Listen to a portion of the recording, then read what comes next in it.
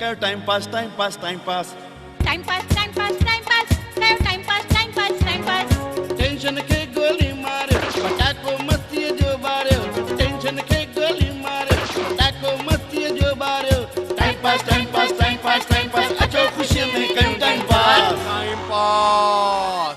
जय झूलेलाल। अॼु जो असांजो महिमान हर फन मौला कलाकार। हर फन मौला कलाकार जो मतलब है कि हर फन में कामयाब न वो सिर्फ डायरेक्टर है पर साथ ही साथ राइटर, प्रोड्यूसर, एडिटर ऐं हिकिड़ो वॾो कलाकार यानी आर्टिस्ट भी है। अॼु जो मेहमान श्री चंदर हरदासी उल्हासनगर में। अचो तो उन सां गॾु मुलाक़ात कयूं था ऐं सभ खां पहिरियों सवाल मां पुछणु चाहींदसि कि इहो ॿुधायो आख़िरकार ही जेको तव्हांजो सफ़र आहे इन में तव्हां पंहिंजो पाण खे किथे सम्झो पिया? सभ खां पहिरीं पायल जय झूलेलाल। मां तव्हांजो शुक्रगुज़ार आहियां जो तव्हां मूंखे पंहिंजे प्रोग्राम में शामिल कयो। इन लाइ तहे दिलि सां शुक्रगुज़ार आहियां। हाणे ज़िंदगी जो सफ़र मतिलबु मां जेको ही ड्रामास या फिल्म लाइन या यूट्यूब जा शॉर्ट फिल्म्स ठाहिणु शुरू कयूं इन जे पोयां बि हिकिड़ो जोश आहे, जुनून आहे। ईअं खणी चइजे कि नंढपण खां मां 12th में पहुतुमि त बालकनि जी ॿारीअ ते ई टीवी चांद जो हिकु ड्रामो आयो, चरियो नथो कंजूस पतो। उहो मां ईअं ई हिकिड़ो दर्शक थी करे ॾिसणु वियमि। ड्रामो ॾिठो, तमामु घणो बहितरीन लॻो। कलाकारनि माण्हुनि खे एतिरो खिलायो कि मुंहिंजे मन में आयो कि जॾहिं हू स्टेज ते परफॉर्म कनि था ऐं हेॾी ऑडियंस इंजॉय करे थी त छा मां स्टेज ते परफॉर्म नथो करे सघां छा? बसि उन ॾींहं खां ई मन में आयो कि मां बि हिकु कलाकार थींदुमि ऐं सिंधी कलाकार ई थींदुमि। त इन सिलसिले में मां टीवी चांद सां मुलाक़ात कई। टीवी चांद चई, बच्चा तूं अञा पढ़ाई थो करीं, पढ़ाई पूरी कर, पोइ ॾिसंदासीं। जॾहिं तुंहिंजी पढ़ाई पूरी थींदी हली अचिजे, ड्रामो कजांइ, अजाई पढ़ाईअ खे डिस्टर्ब न कर। त मां चयोमांसि दादा इहा इन में कोई बि मूंखे डिस्टर्ब न थींदो, कुझु बि न थींदो। ईअं मां पढ़ाई पंहिंजी जॻह ते कंदुमि, ड्रामा पंहिंजी जॻह ते कंदुमि। चई सभ खां पहिरीं त तूं रहंदो आहे उल्हासनगर में, असांजी रिहर्सल थींदी आहे मुंबई में, इहो अप डाउन कीअं कंदे? मां चयो मुंहिंजो बसि दिमाग़ में वेझियो आहे कि मूंखे कलाकार कयो। मां उन्हनि खे जॉइन कयो, घणो कुझु सिखियो। वरी वक़्त में आया मां SP मेघाणी साहब खे जॉइन कयो। उते मां रोल परफॉर्म करणु लॻुसि। मूंखे उते सुठा सुठा कैरेक्टर्स निभाइण लाइ मिलणु लॻा। उन खां पोइ मुंहिंजी उते मुलाक़ात थी कमल नाथाणीअ सां। कमल नाथाणी हिकु बहितरीन डायरेक्टर जेको उन टाइम ते सीरियल्स ठाहींदो हुयो। असांजो सिंधी भाउ हेॾी सुठी सीरियल ठाहे थो त मां छो न उनखे जॉइन कयां। मां उन सां मुलाक़ात कई त हुननि मूंखे एज एन असिस्टेंट डायरेक्टर करे रखियो। त मां उन्हनि खां how to make a serial, how to make a film, उहो उन्हनि खां गुण अपनायो। उन्हनि खां मूंखे शिक्षा मिली कि फिल्म कीअं ठाहिबी आहे। इन बिटवीन मां गुजराती के एपिसोड्स ठाहिया, जीअं हाणे क्राइम पेट्रोल हलंदो आहे या सावधान इंडिया हलंदी आहे। त मुंहिंजो दोस्त दीपक पटेल उहो बि सीरियल ठाहींदो हुयो पर गुजराती में, ॾाढो सुठो दोस्त हुयो। त उन मूंखे चई चंदर आजा गुजराती सीरियल बनाते हैं, क्राइम डायरी। त उते 2 यूनिट थी विया। हिकु यूनिट में दीपक पटेल पाण डायरेक्शन ॾींदो हुयो, ॿिए यूनिट में मां पाण डायरेक्शन ॾींदो हुयुमि। माना 2 ॼणा मिली करे अलॻि अलॻि डायरेक्शन ॾींदा हुआसीं ऐं घणा ई एपिसोड ठहिया। मतिलबु मां इंडिपेंडेंट डायरेक्टर थी करे गुजराती जे, मूंखे त गुजराती ईंदी बि न हुई पर तॾहिं बि हिकु डायरेक्टर जी सम्झ सां मां उहे एपिसोड ठाहिया। फिल्म हिकु अहिड़ो माध्यम आहे जंहिंसां घर घर में सिंधी भाषा खे पहुचाए सघिबो आहे। मां तव्हांखे विच में मां तव्हांजी हिन ॻाल्हि खे विच में थोरो कटण थी चाहियां। जॾहिं तव्हां सिंधी भाषा जी ॻाल्हि कई, हाणे इन जे मथां मां हिकु सुवालु पुछंदसि, पोइ तव्हांजी ॻाल्हियूं असां वरी ॿुधंदासीं भाषा आहे तव्हांजे हिसाब सां आख़िरकार कहिड़ी पोजीशन में आहे अॼु जे समय में? आख़िर सिंधी भाषा खे असीं किथे पिया ॾिसूं? न न 25 साल पहिरियों मां बि इहो ई ॿुधंदो हुउमि कि असांजी सिंधी भाषा ख़तम थी थींदी वञे, पर ईअं न आहे। सिंधी भाषा क़ाइम दाइम हुई, क़ाइम दाइम रहंदी। अॻे जेके माण्हू कोशिशूं कंदा हुया उन्हनि पंहिंजा गुण असांखे ॾिना, असां पंहिंजा गुण पंहिंजे जूनियर्स खे ॾींदासीं। नवां नवां कलाकार अचनि पिया, नवां नवां ॿार तयारु पिया थियनि, के डांसूं पिया कनि सिंधी गाननि ते, के ड्रामा पिया कनि, त के वरी शॉर्ट फिल्म पिया ठाहिनि। हिंदुस्तान में लॻभॻि सभिनी जॻहियुनि ते इहे कम हलनि पिया, त हिन जो मतिलबु असांजी सिंधी भाषा क़ाइम दाइम हुई, क़ाइम दाइम रहंदी। पर केतिरो पर न न न न मां इन ॻाल्हि में वरी तव्हांखे कटणु चाहींदसि तव्हांजी हिन ॻाल्हि खे कि तव्हां चओ था असांजी सिंधी भाषा जीअं क़ाइम हुई क़ाइम रहंदी, भॻवान करे इहो सच थिए, पर किथे किथे ॾिठो वञे थो कि अञा बि घणनि ई ॿारनि खे सिंधी ॻाल्हाइण नथी अचे। पायल आहे इहा ॻाल्हि, पर हाणे जीअं त लॻभॻि स्कूलनि मां सिंधी पढ़ाई लिखाई त गुम थी वई आहे, पर असां वटि हिकु मेन हथियार उहा आहे असांजी ज़ुबान जेका असांजे मुंहं में आहे। असां उहा ॻाल्हाईंदासीं त हर कोई सिंधी भाउ भेण हिक ॿिए सां गॾिजंदो न। हाणे तव्हां चयो कि लॻभॻि माण्हू ॻाल्हाइण बंदि संदि था कनि पिया सिंधीअ ते, ईअं न आहे। न न ॾिसो, जॾहिं पार्टीशन थी त असांजा सिंधी हिकु जाइ ते अची न रहिया, के बंगाल में रहिया जिते तव्हां रहियल आहियो कलकत्ता में, के बिहार में रहिया, के यूपीअ में रहिया, के गुजरात में रहिया, के महाराष्ट्र में रहिया, जीअं मां महाराष्ट्र में रहियुसि।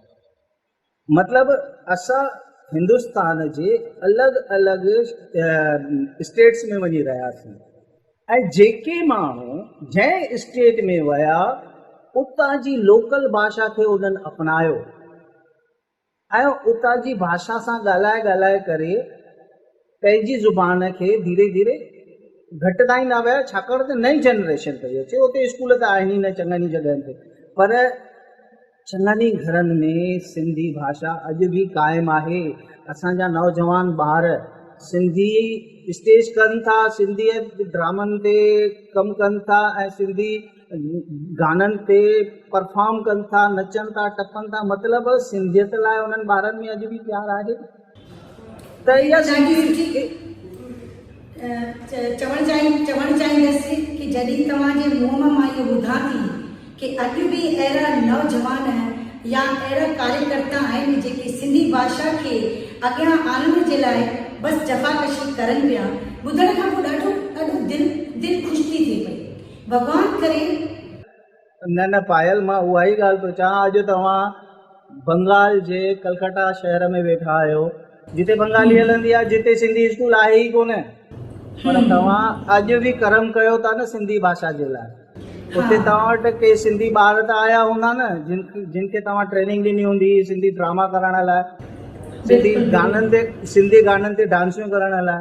त इहा असां सिंधियत खे वधाइण जो रस्तो आहे न। हिन खां पहिरीं मां तव्हांखे हिकिड़ी ॻाल्हि चवां कि मूंखे अॼु बि यादि थो अचे कि तव्हां ई मूंखे कलकत्ता में जेके तव्हां ड्रामा लिखिया हुया उन्हनि जी डायरेक्शन करण लाइ बि त मां आयो हुउमि। तमामु सुठी परफॉर्मेंस थी, कलाकार त उतां जा हुया न, नवां नवां ॿार, उन्हनि ॿारनि हेॾो सुठो कमु कयो। मतिलबु सिंधियत हले थी, सिंधियत हले थी। सिंधियत ख़तमु थियणी ई न आहे। पोइ हिंदू हुजे, सिंध हुजे, पाकिस्तान हुजे, किथे बि हुजे, असांजी सिंधी भाषा ख़तमु न थींदी, इहा क़ाइमु ई रहंदी।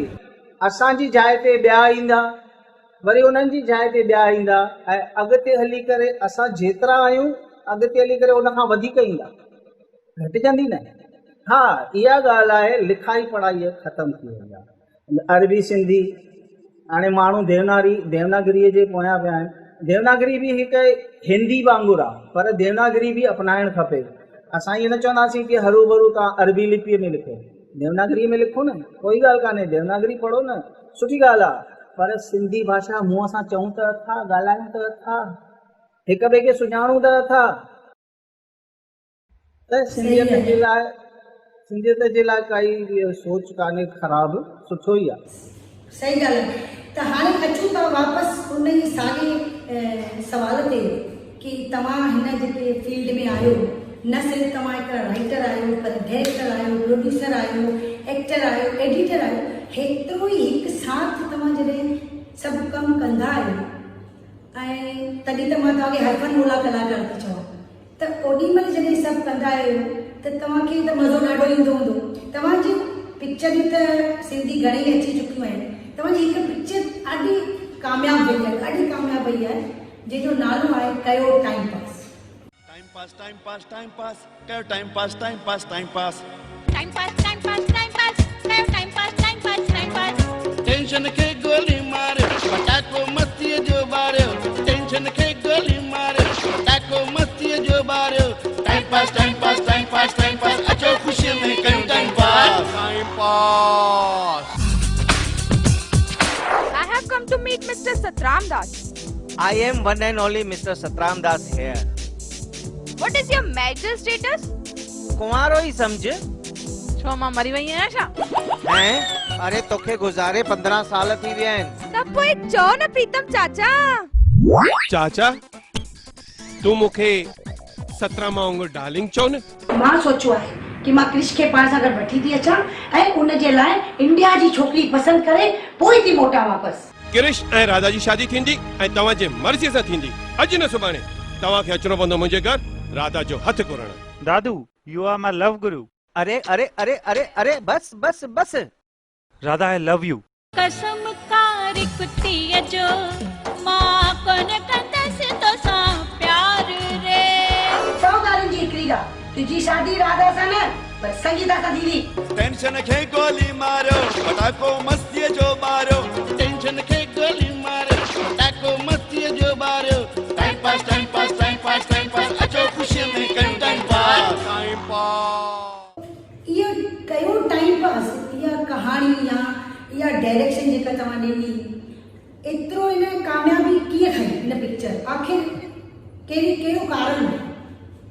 पायल हाणे न तव्हां चयो मां हर फन मौला कलाकार आहियां, राइटर आहियां, डायरेक्टर आहियां।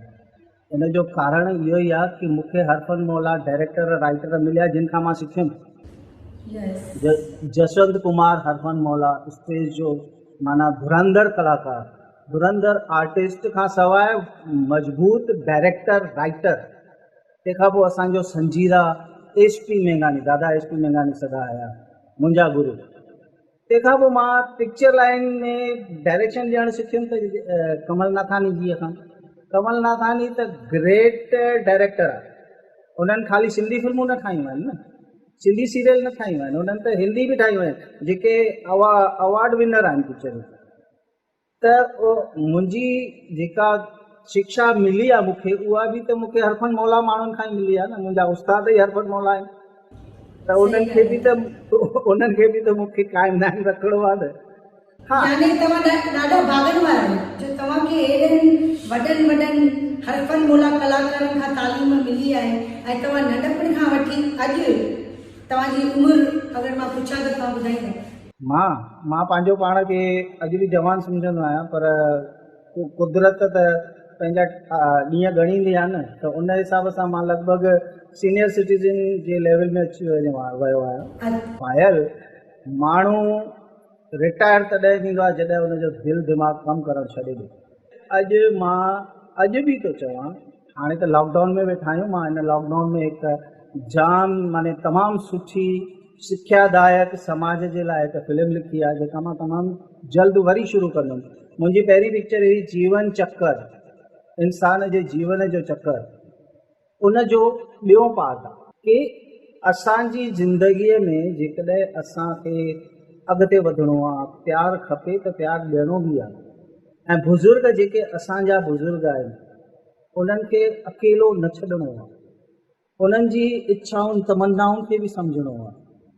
त चवण जो मतिलबु आहे कि जेसि ताईं तव्हांजो दिलि दिमाग़ु रिटायर नथो थिए त तव्हां रिटायर आहियो, न त जवान आहियो। तव्हां सां ॻाल्हियूं करण जे लाइ मूंखे लॻे थो कि घणेई मुलाक़ातूं करणियूं पवंदियूं, छो जो तव्हां वटि एतिरा मसाला आहिनि ऐं पर वक़्त जे अनुसार किथे चवंदा आहिनि न ब्रेक वठणी पवंदी आहे। ऐं तव्हांखे वरी असीं हिन इंटरव्यू में घुराईंदासीं, भॻवान खे प्रार्थना कंदासीं कि तव्हां अञा हिन कम खे अॻियां वधायो ऐं तव्हांजो हर सुपिनो साकार थिए।